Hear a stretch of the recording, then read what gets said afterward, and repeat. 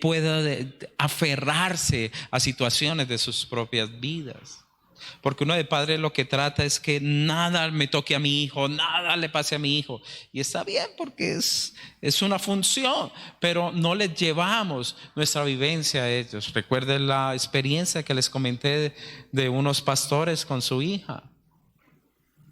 Que la hija era toda rebelde y se iba a casar con un muchacho recontra rebelde y ellos pastores. Ella angustiada. Al último se dio cuenta, mi hija ha vivido es por la fe de sus padres. Ella no ha tenido un encuentro real con Dios. Y ella le ruega a Dios, Señor, por favor, revélate a mi hija.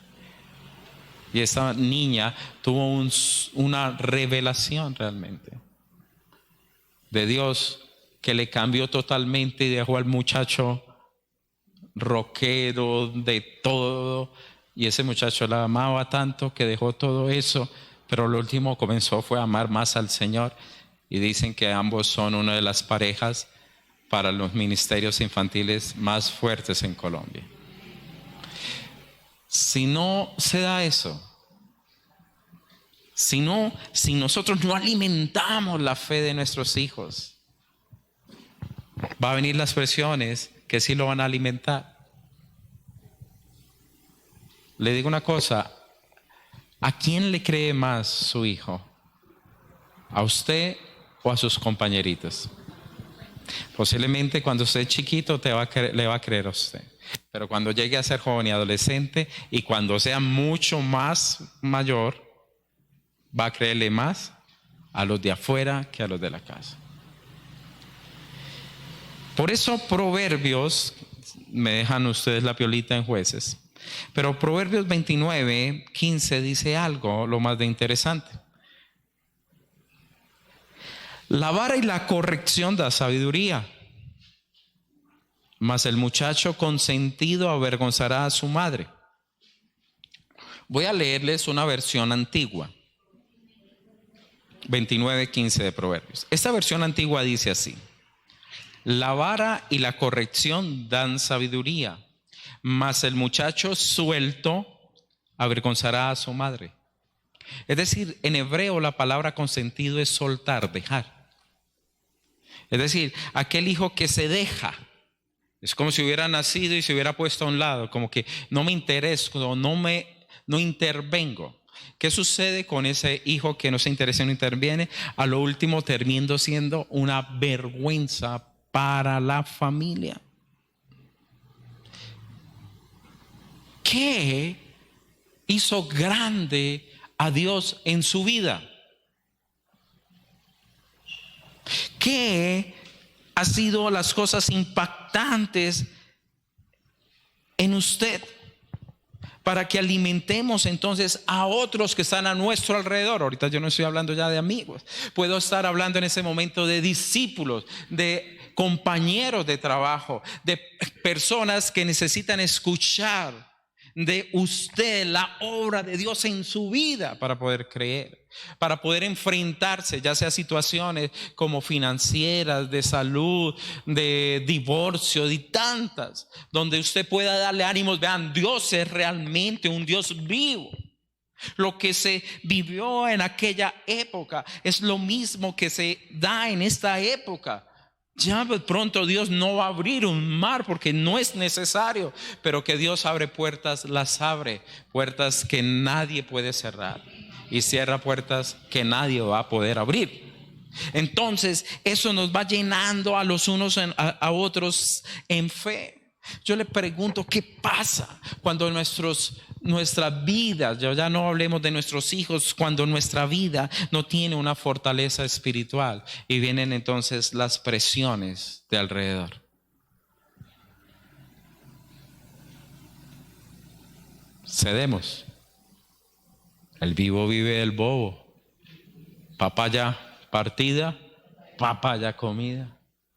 ¿Quién lo manda de bobo? ¿Qué sucedía con esta gente? Sigamos en Jueces, capítulo 3, versículo del 3 al 5. Entonces sabemos que había un sentido de soledad, habían muerto, los que le habían guiado, ya no estaban sus padres, digamos así, esos veteranos de la guerra, de conocimiento en todo. En el capítulo 3 de Jueces, versículo 3 al 5 dice lo siguiente: los 5 príncipes de los filisteos, todos los cananeos, los sidonios y los heveos que habitaban en el monte Líbano, desde el monte de Baal Hermón hasta llegar a Amad, y fueron para probar con ellos a Israel, para saber si obedecían a los mandamientos de Jehová que él había dado a sus padres por manos de Moisés. En pocas palabras, lo que yo quiero mirar aquí es que ellos se iban a encontrar con una serie de enemigos, y miren todos los que habían ahí. Es más, usted sabe, me llama la atención, hasta hoy me doy cuenta que la pornografía, mucho de la raíz viene de las culturas cananeas, lo que se conoce ahora por pornografía. Muchos de ellos están también en raíces de Egipto, uno de los libros, digamos, de pornografía más antiguos sobre la historia. Y estamos hablando de tiempos bíblicos. Ellos estaban completamente rodeados. Y había un mandato que Dios había entregado en Deuteronomio capítulo 7, versículo 1 y 2, lo siguiente: cuando Jehová tu Dios te haya introducido en la tierra en la cual entrarás para tomarla, y haya echado de delante de ti a muchas naciones, al Eteo, al Jerseo, al Amorreo, al Cananeo, al Fereceo, al Heveo, al Jebuseo, 7 naciones mayores y más poderosas que tú, y Jehová tu Dios las haya entregado delante de ti y las haya derrotado, y las destruirás del todo, no harás con ellas alianza ni tendrás de ellas misericordia. Y uno ve, y era una decisión demasiado radical, pero era necesaria para ellos. ¿Por qué? Porque el Señor sabía claramente que el pueblo iba a sucumbir a las presiones que les iba a rodear. Es más, si usted se devuelve otro poquito más en Jueces, en el versículo 1, capítulo 1, versículo 19, la palabra dice que Jehová estaba con Judá, quien arrojó a los de la montaña, es decir, a todos los de la montaña, que hizo, los sacó, ¿cierto? Mas no pudo, ¿qué? Arrojar a los que habitaban en los llanos, y dice, los cuales tenían carros errados. Todo apunta en cierta circunstancia que ellos no tuvieron confianza en un Dios que podía destruir esos carros, como lo hizo con el pueblo de Egipto. De cierta manera es como que usted dice ahora, vean, yo mejor no, yo dejo las cosas así. Eso no me toca. Eso está allá abajo. Yo estoy aquí en la montaña, ellos están allá en el llano. ¿Para qué? Pues aquí estoy bien, ¿cierto? Podríamos decir así. Por ejemplo, podríamos decir, a mí qué me importa lo político. No estoy diciendo que vaya usted a hacer esto o aquello a nivel político. Lo que estoy tratando de decir es que cuando usted y yo no clamamos a eso, lo que ellos hagan va a influenciar nuestras vidas.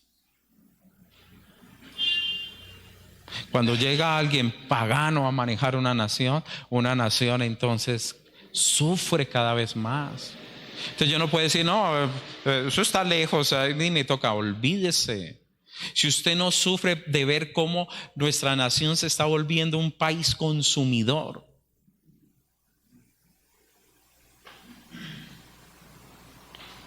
si usted no sufre por eso, estamos siendo iguales, indiferentes. No, ellos están lejos, vean, están allá abajo, vean, o no pasa nada. Mira lo que dice el versículo 21. Mas al Jebuseo que habitaba en Jerusalén, no lo arrojaron los hijos de Benjamín. Y el Jebuseo habitó con los hijos de Benjamín en Jerusalén hasta que hasta hoy hablaba en ese libro. Versículo 27, leamos. Tampoco Manasés arrojó, ¿cierto? A los deseados. Versículo 28. Cuando Israel se sintió fuerte, ¿qué hicieron? Pusieron, no, pues, ¿para qué vamos a arrojarlos? Mejor vean, somos más fuertes.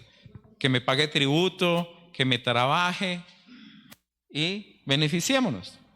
Sigamos leyendo, versículo 32. Tampoco Aser arrojó a los que habitaban, y sigue leyendo. 33. Tampoco Neftalí arrojó, y entonces ¿qué resultó? Se contaminó todo. Pues todos dijeron, no, pues se arrojó, pues yo tampoco. A ese le sacó jugo, pues yo tampoco. Entonces, ¿qué terminó? Ya los cananeos no vivían ¿en dónde? En el valle. ¿Ahorita dónde vivían? Con ellos.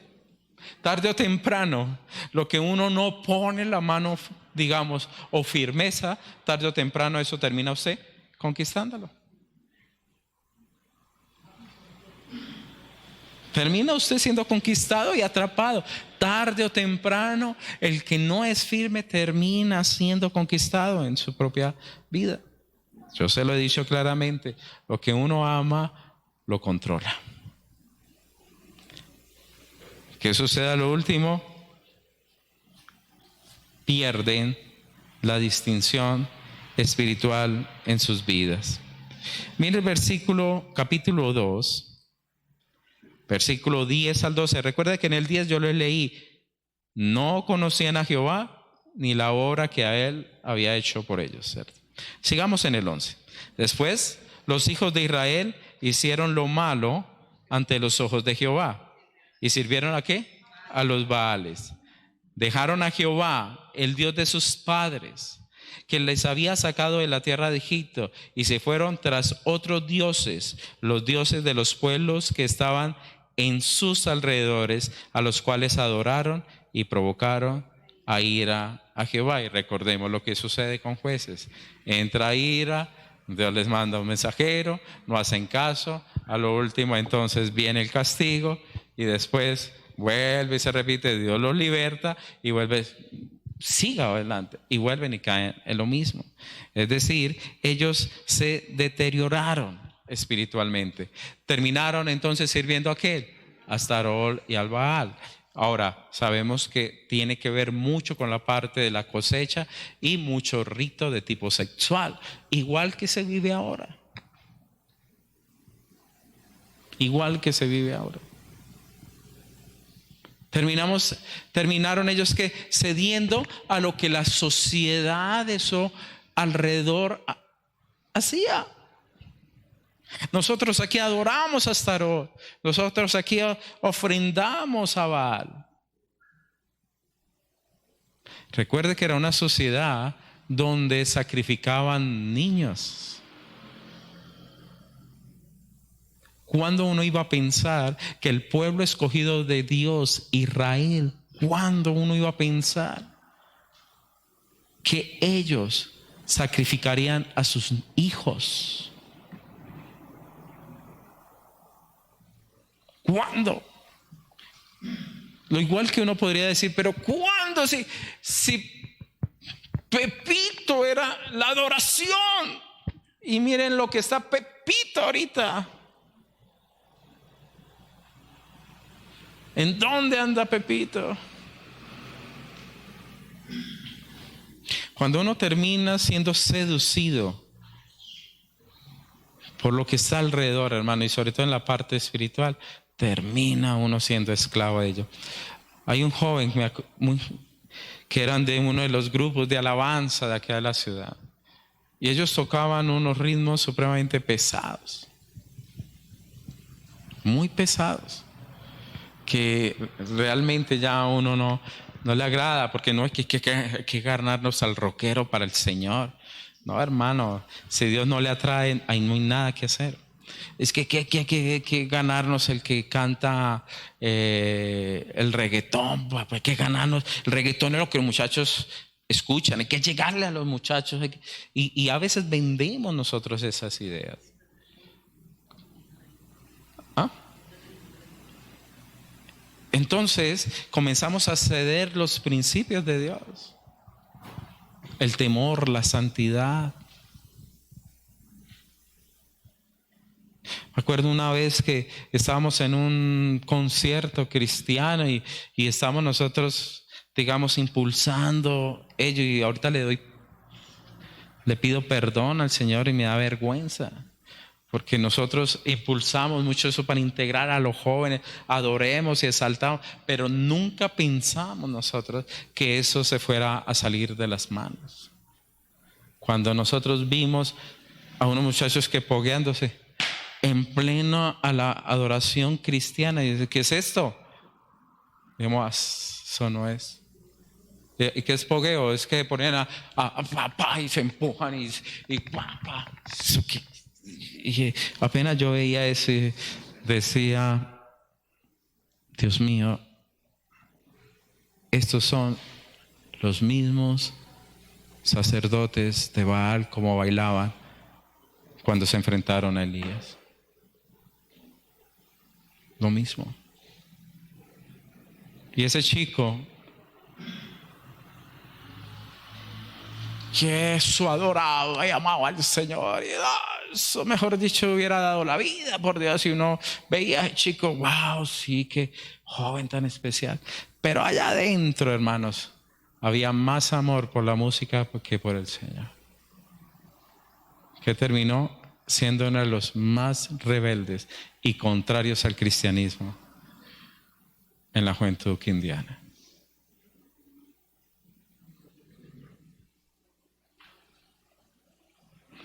Y no se me hace raro que el que esté metido en otras cosas, es decir, pierden esa identidad espiritual, ese sentido espiritual de la santidad, del temor a Dios, de vivir para Dios, se pierde porque lo negocia fácilmente.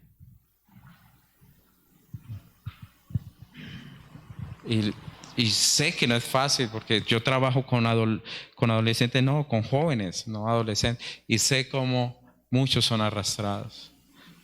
Cuando miro sus fotos, cuando me toca darles alguna atención y los busco en el computador y veo la fotico cuando entraron, peinaditos, todos bonitos, y después los veo y es todo así demacrado. Me da una tristeza. Hay algunos que le digo, yo a traerme un día es un alicate para quitarle toda mano de tornillos de su cabeza. Ellos me aguantan, gracias a Dios, a veces la chanza, pero son tan diferentes,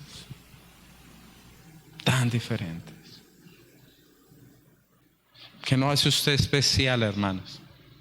¿Qué nos hace diferentes en medio de esto? Mire a dónde llegaron ellos. Vaya conmigo al capítulo 3. Versículos 6 y 7.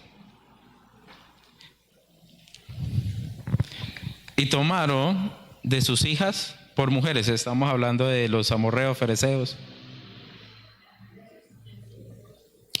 Versículo 6, ¿no? 3, 6. Y dieron sus hijas a los hijos de ellos y sirvieron a sus dioses. Hicieron pues los hijos de Israel lo malo ante los ojos de Jehová y olvidaron a su Dios. Y sirvieron a los Baales, ¿y qué? Y a las imágenes de acero. Perdieron lo sagrado. Por ejemplo, el matrimonio.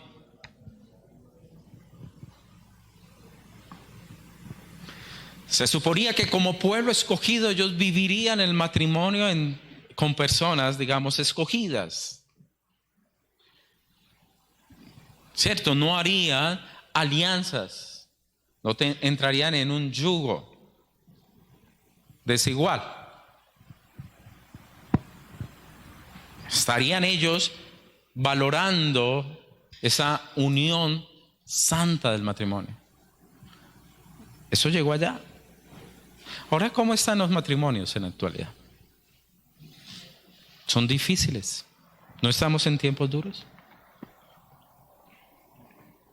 No se valora lo sagrado de la unidad y de la persona que Dios me ha entregado. Podemos ver la influencia de este medio. Decirle a alguien, yo te amo, voy a estar contigo hasta que la muerte nos separa. Eso suena bonito, entonces hay que hacerlo porque pues si no, no lo casan a uno. Pero no es algo que diga uno, es un pacto, un compromiso delante de Dios. El Nuevo Testamento nos lo recuerda a un nivel muy grande, diciéndonos como Cristo amó la iglesia y se entregó por ella, murió por ella. Ahora, ¿cómo podemos salir de todas estas presiones, hermanos? ¿Cómo nos podemos sostener? Bueno, en el mundo siempre vamos a tener aflicción y vamos a estar rodeados de eso. La cuestión es cómo yo me puedo mantener firme en esto. Primero, tenga un pensamiento correcto en Dios. Si no somos transformados, si no cambiamos nuestra manera de pensar, queridos hermanos, entonces nosotros no va a estar ello incluido en mi vida. Un ejemplo, si yo no tengo un concepto correcto de Dios, no me va a influenciar a mí en mis relaciones de noviazgo. No me va a influenciar a mí en mis relaciones de negocios o de trabajo. Y a lo último que termina, todo eso sucumbiendo mi fe. Un ejemplo, hablando con el chico que decía que la religión era la forma de manipular las masas, pues, ¿qué le podía hablar? Él buscó que le diera que le compartiera algún consejo. Y dije, pues, ni modo. Le hablé de Dios. Y ruego que Dios toque la vida de este joven. Pero le decía a él, cuando yo vivo y tengo en mi vida a Dios, mi motivación de vida es diferente. Yo puedo. Y cualquiera de ustedes puede. Yo puedo ser infiel, claro. Yo puedo ser infiel. Yo puedo. ¿Qué me lo impide? ¿Qué me impide decirle, amor, no voy a ir, estoy dando una consejería, pero una consejería diferente? ¿Qué me impide? O la pastora también. ¿Qué le impide a la pastora no ser fiel? Que para nosotros Dios es mucho más alto que tener un deseo contrario. Si eso no toca mi vida, sucumbo. Si para mí Dios es pequeñito, hermanos, sucumbo ante esas presiones. Sucumbo. Pero cuando yo sé que hacer lo incorrecto no solamente me trae dolor a mí, dolor a mi esposa, sino lo que cierra de puertas en la vida de una persona.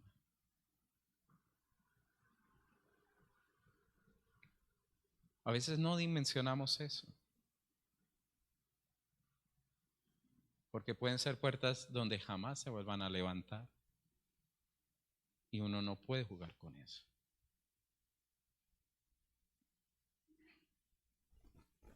Cuando uno mira ello, el domingo, la predicación de Herodes, yo creo que jamás la voy a olvidar en mi vida. Creo que me la aprendí de memoria. Tengo los puntos frescos todavía en mi cabeza porque yo criticaba tanto a Herodes. Decía, uy, cogerlo como año viejo ese personaje. Pero se da cuenta uno que Herodes muestra lo que hay en nuestro corazón si Dios no está.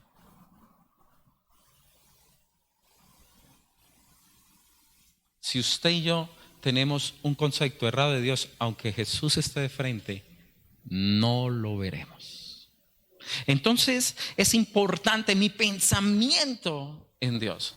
¿Y cómo viene, hermanos? Por el estudio de la palabra. Por estudiar la palabra. ¿Qué le dije a este joven? Te recomiendo que comiences a leer Marcos.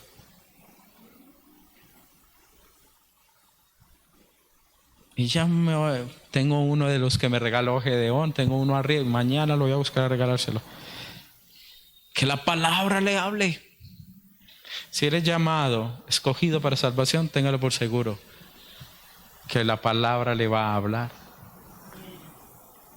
Por favor, nunca olvidemos, Dios es santo. Y nosotros somos malvados y perversos. Nuestra justicia son como trapos de inmundicia. El grave error es que usted y yo nos consideramos tan buenos que Dios se ganó un premio salvándonos. Mejor dicho, es incompleto el cielo si tú no estarías o yo no estaría. No hemos podido ver ni siquiera la dimensión del pecado. Usted y yo no la conocemos. ¿Y por qué no la conocemos? Porque todavía lo abrazamos.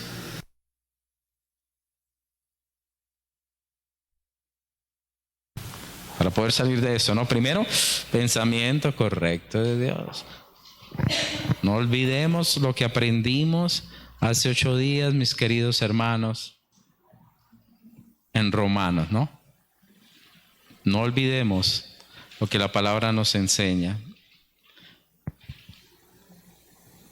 No os conforméis a este siglo, sino transformados por medio de una renovación, ¿cierto? De la renovación de vuestro entendimiento, para que puedan comprobar cuál sea la buena voluntad de Dios, agradable y perfecta. Amén. Recuerde lo que le dije del pastor Swindoll. Cuando él iba para la guerra y iba en ese barco, él dijo: sé que la gran mayoría de los que van conmigo van a ser infieles a sus esposas. Cuando él salía en el barco, no allá en el campo de batalla, cuando él salía. Y él le rogó al Señor: dame la firmeza para que yo no sucumba ante esa situación. Si usted y yo no cambiamos nuestro pensamiento, no lo vamos a lograr. Segundo, algo que es duro, yo lo confieso. Tengo disciplina para unas cosas, pero disciplina para otras no. Disciplina. Me encanta leer, estudiar, para eso tengo una disciplina. Pero mi esposa me dice: pero usted no tiene disciplina para hacer deporte. Entonces me toca sacar el versículo bíblico. El ejercicio para nada es de provecho. Menos mal que Señor, Padre. Pero sí necesitamos disciplina en todo, hermano, en nuestras vidas. Si yo no me cuido, la palabra dice: cuida de ti y de la grey en el cual hemos sido puestos por el Espíritu Santo como obispos. Entonces, si es verdad, en todo necesitamos disciplina, hermanos. Disciplinas en la vida, disciplinas en la alimentación, disciplina en el ejercicio, disciplina en tal cosa. Pero ahorita lo que yo quiero es que miremos la disciplina hacia mí mismo en el campo también de hacer frente a esta presión. Por ejemplo, disciplina los ojos, hermano. ¿Qué vemos? Recuerde, varones, que a nosotros por los ojos, a las mujeres por el oído. ¿Qué vemos? Y cuando usted sienta que está siendo atraído, también usted, mujer, que haga, wow, paro. Eso no puedo darle larga. No puedo darle larga. Como decía Alex Chan, si usted alguna vez ve que pasa una mujer y usted está en la playa y usted no puede evitar, pasó una mujer bonita, pues hermano, pues la vio, ¿ves? Pues si usted queda mirando, mire para el cielo y dígale, Señor, muy bonita tu creación. Sigo mirando para otro lado, dice él. Pero si ya a la tercera usted se queda ahí, entierre la cabeza en arena, decía él. Tenemos que saber cuidar, hermanos, también nuestros ojos. Por ejemplo, las damas son muy atraídas por las cosas, por un vestido. Tienen una capacidad de poderse ver allá adentro. Yo no sé, nunca me he visto dentro de una camisa si no me la pongo, pero ellas se ven.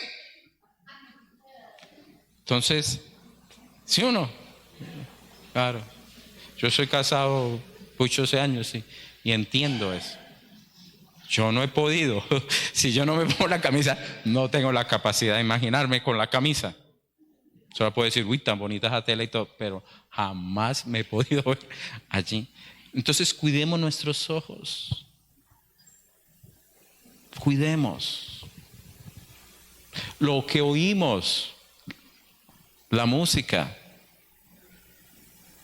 Justo ayer, luego Dios me ha permitido días esplendorosos para hablar sobre Él. Y ayer les hablaba de música, ellos estaban escuchando a Shakira y ¡pum! Por ahí me les metí. Y les dije, no, imagine que Shakira tal cosa y cómo así, sí, Shakira tiene esto y aquello. ¿Cómo así? Ay, claro, es que muchas veces nosotros por ignorancia abrimos la puerta a nuestras casas y escuchamos cosas que son contrarias a Dios. Pero es que esto es arte, eso. Hermanos, también los venenos vienen en frascos parecidos a los de perfumes. Nosotros tenemos que aprender a discernir qué escucho. ¿Qué escucho? ¿Qué está alimentando mi vida? Si yo solamente escucho sobre X, por ejemplo, solamente conversaciones de morbo, pues hermano, ¿qué va a terminar usted pensando? Pues morbo. Si usted solamente escucha incredulidad, pues ¿qué va a terminar usted? En incredulidad. Entonces, tenemos que tener también disciplina. ¿Qué escucho? ¿Qué veo? Las manos también, ¿qué toco? Así, queridos jóvenes, se da la palmadita. Los pies también, ¿para dónde voy? Es decir, ¿qué hago? ¿Qué veo? ¿Cómo me muevo? Es decir, entrar en disciplinas con mi vida. Así como hay disciplinas para hacer ejercicios 2 y 4 horas en un día, que habrá gente que los hace, pero no hay gente que tenga la disciplina de estudiar la palabra a ese tipo de nivel.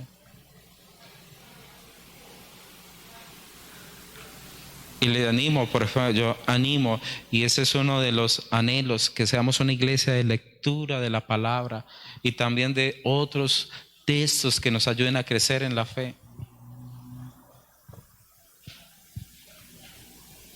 Estudiemos, hermanos, leamos a los niños antes de que se acuesten. Tengan ustedes un tiempo de la palabra. Lean El Peregrino con dibujitos ahí, aquí hay. Siéntese y nárreles y que ellos nunca olviden eso. Enamorémosles.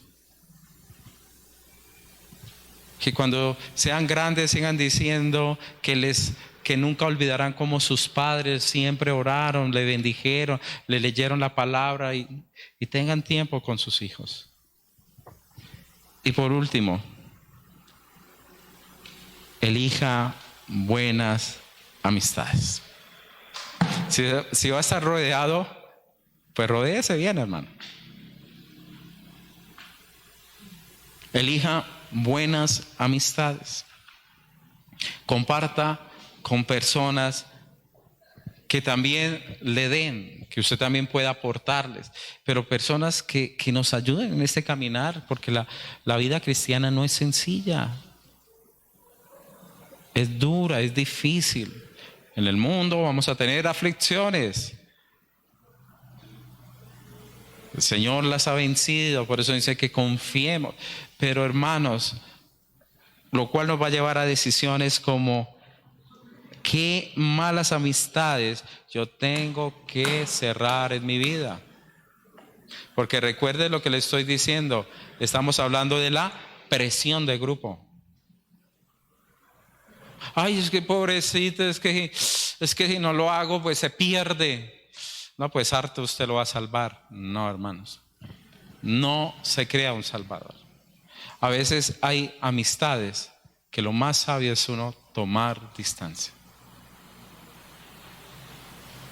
Amistades borrachinas, hermano, que solamente tomarme un trago.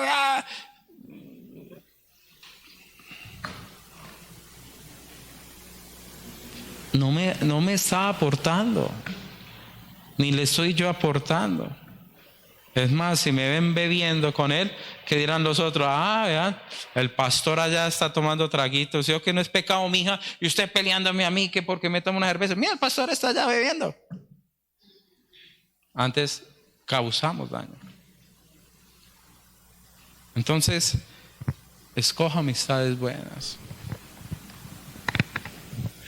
Sepa escoger amistades.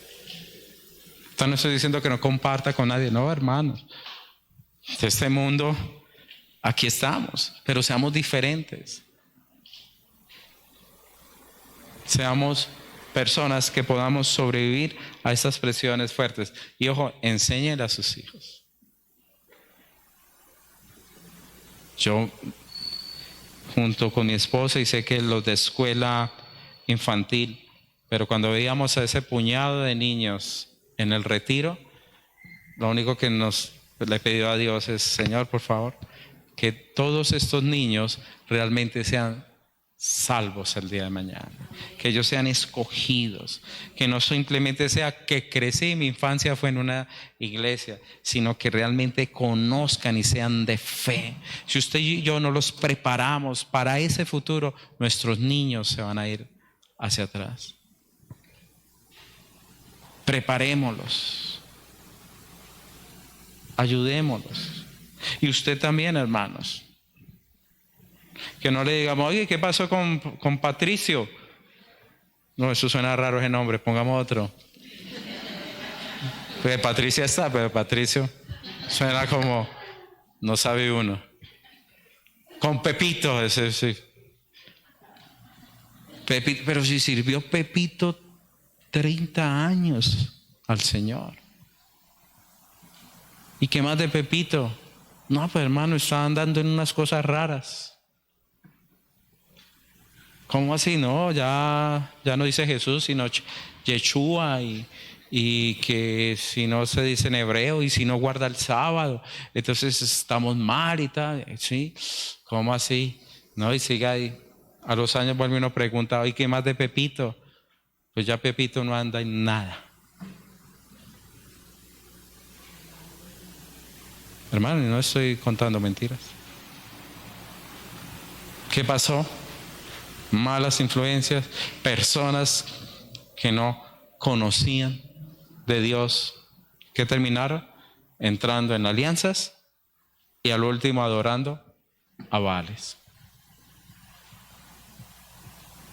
Tenemos que mantenernos firmes. Recuerde cómo: un pensamiento correcto en Dios. Segundo, disciplina. ¿Qué alimenta mi vida? Y tercero, unas buenas relaciones. Amén. Vamos a orar. Padre, en esta noche te damos gracias por tu infinito amor. Gracias, Señor, porque vivimos tiempos difíciles, tiempos peligrosos.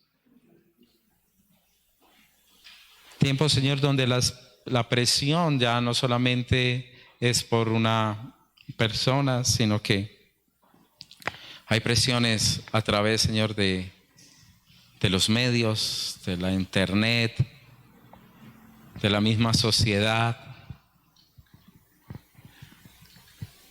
A nuestras mujeres las hemos metido a una presión que si no tienen X o tal medida no son aceptables. La presión, Señor, de que para estar in debo estar tatuado, debo consumir droga para muchos jóvenes. Señor, es tan difícil sostenerse en medio de esos tiempos si tú no estás en nuestros corazones. Dígale, Señor, yo quiero ser diferente. Quiero mantenerme como ese pueblo escogido en medio de las naciones que tú nos pones a vivir. Quiero ser diferente, Señor, al vecino que no te conoce. Diferente de pronto a mis tíos que no te conocen o a otros. Yo quiero ser diferente. Ayúdame, Señor, a alimentar mi vida cada vez con tu palabra. Ayudarme, Señor, cada día para amar, Señor, tu corazón como